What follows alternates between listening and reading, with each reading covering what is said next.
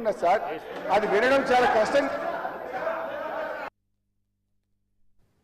Right. ఇక ఇప్పటివరకు అయితే అసెంబ్లీ సమావేశాల్లో అసలు ఏం జరిగింది, ఎలా ఉండబోతుందని దీనిపై పూర్తి డిస్కషన్ అండ్ డీటెయిల్గా మా ఇన్పుట్ ఎడిటర్ శ్రీకాంత్ చేస్తారు. శ్రీకాంత్, మొత్తానికైతే ఇటు బీఆర్ఎస్ అయితే అసెంబ్లీ నుంచి వాకౌట్ చేశారు సభ్యులు.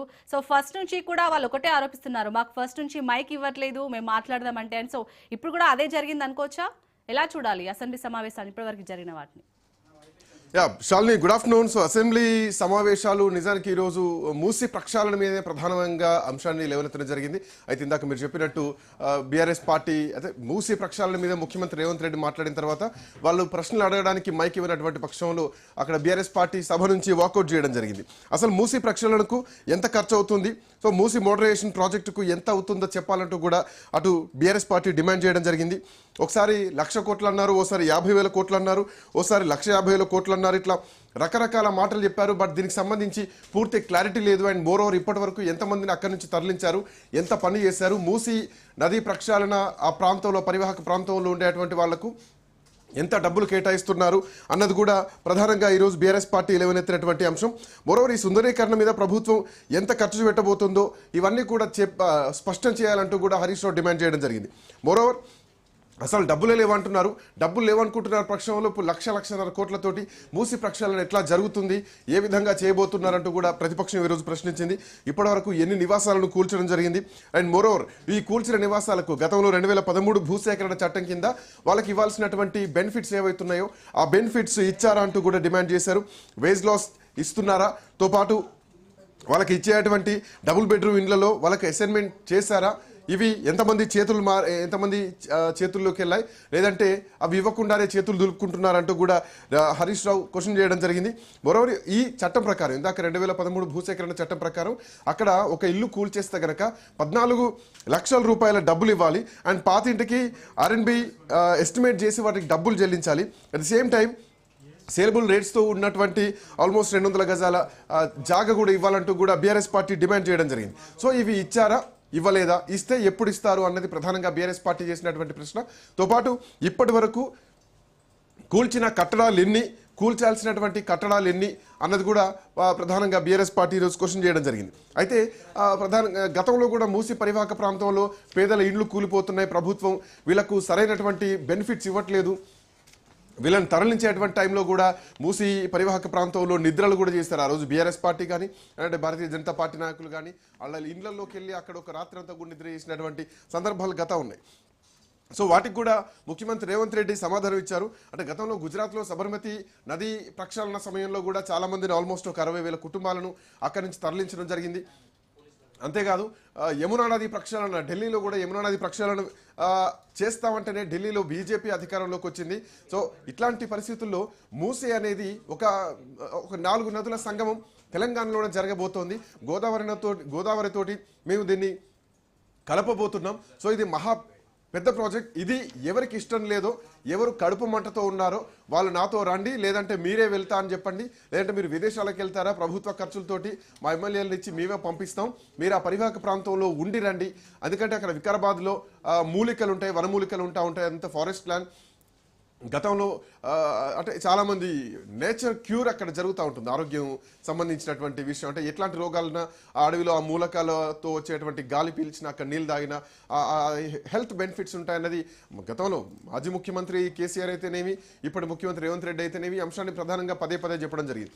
అయితే మూసి ప్రక్షాళన చేయాలన్నది అందరి ఉద్దేశమే. కాకపోతే ఎట్లా చేస్తున్నారు, ఎవరెవరికి ఎంత బెనిఫిట్ ఇచ్చారు అన్నది బీఆర్ఎస్ పార్టీ చేస్తున్నటువంటి క్వశ్చన్.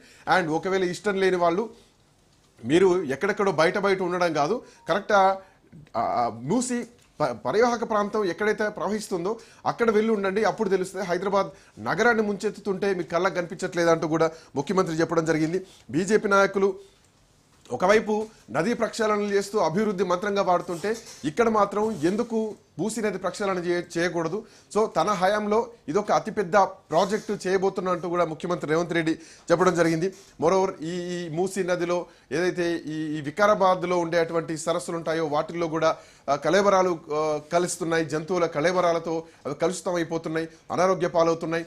అండ్ మోరోవర్ అక్కడ అడవులు నరికేసి ఆ ఫామ్ హౌజులు కట్టుకున్నారన్నది కూడా ప్రధానంగా రేవంత్ రెడ్డి చేసినటువంటి కామెంట్. ఆ ఫామ్ హౌస్ల పైన కూడా మేము రాగానే అటాక్ చేశామంటూ కూడా చెప్పడం జరిగింది. మరోవర్ అక్కడ ఉన్నటువంటి ప్రజలు మహిళలు కూడా చాలా ఇబ్బందులు పడుతున్నారు. గర్భం దాల్చేటువంటి పరిస్థితి కూడా లేదు అని మాట్లాడుతూనే ఖచ్చితంగా ప్రక్షాళన చేయాలని ఎవరైతే ప్రక్షాళనకు అడ్డుకుంటున్నారో వాళ్ళు ఎందుకు అడ్డుకుంటున్నారో చెప్పాలంటూ కూడా ముఖ్యమంత్రి డిమాండ్ చేయడం జరిగింది. పేదలకు వస్తువులు కల్పిస్తామంటే వాళ్ళు అట్లాగే ఉండాలని ఎలా కోరుతారంటూ కూడా ముఖ్యమంత్రి రేవంత్ రెడ్డి చెప్పడం జరిగింది. మోరోవర్ ఈ మూసి పరివాహక ప్రాంతం ఏదైతే ఈ ప్రాజెక్ట్ ఉంటుందో ఆల్మోస్ట్ ఈ 200 కిలోమీటర్ల పైగా ఈ మూసి నది ప్రవాహం జరుగుతూ ఉంటుంది. హైదరాబాద్ నుంచి వెళ్ళేటువంటి నది ప్రవాహం నల్లగొండలో కలుస్తూ ఉంటుంది. నల్లగొండలో ఇప్పటికే సమస్యలు ఎక్కువైపోతున్నాయి. నల్లగొండ ఫ్లోరైడ్తో సతమతమవుతుంటే ఈ వైపు మురికి నీళ్లతో కూడా సతమతమవుతుంది. అక్కడ ప్రజలు కూడా ఇబ్బందులు పడుతున్నారంటే ఇక్కడ మూసి ప్రక్షాళన జరగాల్సిందే అంటూ కూడా మొదట 21 కిలోమీటర్ల కారిడార్ని నిర్మించాలన్నది ముఖ్యమంత్రి చేసినటువంటి కామెంట్. సో ఈ కారిడార్లలో పురాతనమైనటువంటి శివాలయాలు ఉన్నాయి. సో ఓల్డ్ స్ట్రక్చర్స్ ఉన్నాయి. వాటిని కూడా డెవలప్ చేయబోతున్నాం, మూసిని సుందరీకరిస్తామంటూ కూడా ముఖ్యమంత్రి చెబుతూనే ఈ పరివాహక ప్రాంతంలో ఉన్నటువంటి ఈ పరివాహక ప్రాంతంలో గురుద్వార్ కానీ మసీదులను కానీ చర్చిలను కానీ నిర్మించబోతున్నాం అంటూ కూడా ప్రాంతాలను బట్టి ఉప్పల్ వరకు కూడా ప్రాంతాలను బట్టి అక్కడ మేము ఆ మత సామరస్యాన్ని కూడా చాటి చెప్పబోతున్నాం అంటూ కూడా ముఖ్యమంత్రి చెప్పడం జరిగింది. ఇక డిపిఆర్ విషయానికి వస్తే డిపిఆర్ విషయంలో అందరి సలహాలు సూచనలు తీసుకుంటాం. మీరు క్షమించాలి, మీరు సలహాలు ఇస్తే తీసుకోవడానికి మేము సిద్ధంగా ఉన్నాం. మాకు ఆ పార్టీ ఈ పార్టీ అన్నది ఏం లేదు, అందరి సలహాలు తీసుకుంటాం అంటూ కూడా ముఖ్యమంత్రి రేవంత్ రెడ్డి చెప్పడం జరిగింది. ఈవెన్ గాంధీ సరోవర్ నిర్మాణానికి డిఫెన్స్ ల్యాండ్ ఇవ్వడానికి కేంద్ర మంత్రి రాజ్నాథ్ సింగ్ కూడా అంగీకరించారంటూ కూడా ఇంకొక ప్రధానమైనటువంటి అంశాన్ని ముఖ్యమంత్రి రేవంత్ రెడ్డి చెప్పడం జరిగింది. సో ఎవరైతే ఈ పేదలు ఉన్నారో మూసి పరివాహక ప్రాంతంలో వాళ్లకు సరైనటువంటి సౌకర్యాలు ఇస్తూ వాళ్ళని అక్కడి నుంచి తరలించి వాళ్ళకు ఇల్లు కల్పించడానికి కూడా ప్రభుత్వం ముందుకు వెళ్తోంది. సో మంచి చేయాలనుకుంటున్నాం, దీనికి మీ సలహాలు సూచనలు ఏవైనా ఉంటే ఇవ్వండి అంటూ కూడా ముఖ్యమంత్రి రేవంత్ రెడ్డి చేసినటువంటి ప్రసంగం ఇప్పటివరకు అసెంబ్లీలో. ఇక దీనిపైన అటు మూసి సుందరీకరణ పైన ఒక శ్వేతపత్రం రిలీజ్ చేయాలంటూ కూడా హరీష్ రావు డిమాండ్ చేయడం జరిగింది. సో ఆ 2013 భూసేకరణ చట్టం ప్రకారం వాళ్ళకు ఇండ్లు ఇవ్వాలంటూ కూడా ప్రధాన ప్రతిపక్షం డిమాండ్ చేయడం జరిగింది. మరోవర్ ఈ క్వశ్చన్ అవర్లో కూడా ప్రధానంగా ఇవే అంశాలు హరీష్ రావు లేవనెత్తడం జరిగింది. దాంట్లో మూసి మోడరేషన్ ప్రాజెక్టుకు ఎంత ఖర్చు అవుతుందనేది చెప్పాలి. మోరోవర్ 1,50,000 కోట్ల 1,00,000 కోట్ల 50,000 కోట్ల. సో ఇది సరైనటువంటి ఇన్ఫర్మేషన్ ఇవ్వాలి. ఎక్కడి నుంచి డబ్బులు చేస్తున్నారు, ఎంత ఖర్చు పెట్టబోతున్నారు అన్నది కూడా బీఆర్ఎస్ పార్టీ లేవనెత్తినటువంటి అంశంతో పాటు స్కాలర్షిప్లు ఇవ్వడానికే మీకు డబ్బులు లేవు, సో కోసుకు తింటారా?